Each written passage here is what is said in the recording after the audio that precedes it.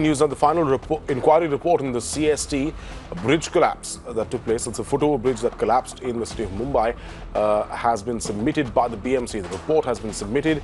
It pins the blame on the contractor and the auditor.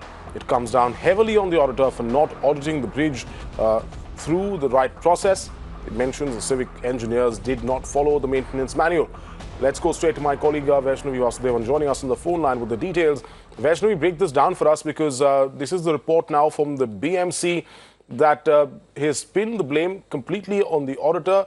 No mention of BMC officials who perhaps failed to do their own duty? Well, Viren, there is, of course, mention about BMC engineers. And as we know, one of those ex-engineers has been arrested already, even before the inquiry report has been submitted.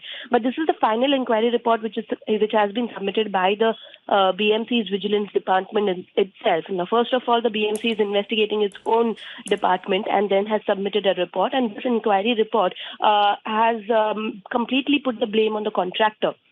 Now, the contractor, that is DD Desai and RPS Infrastructure. Now, auditor is DD Desai, who has been, blamed for this because he has not audited the bridge or inspected the bridge properly, is what the report states. Also, the contractor who had carried out some sort of a beautification work or the structural repair work, in fact, that contractor has been also blamed for this particular thing. Now, the question, of course, arises, what was the role of the BMC's engineers, the ward officials who had also played a role in this entire case? Why is it that no mention about them is really there? Yes, there is a mention that the engineers have not followed the manual properly, that they did not do their routine work properly, but it is beyond that. There are several other aspects in this as well. First of all, the engineers who had to be actually blamed for this are not mentioned in it. Ex-engineers have been mentioned,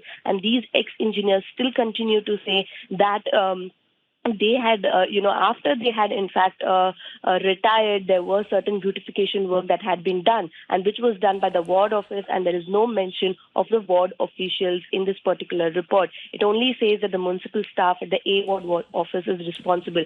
So yes, it does look like a sham in this entire matter, but of course the auditor is responsible for putting up a false report, but also at the same time the BMC officials were equally responsible. That doesn't seem to be reflecting in this particular report.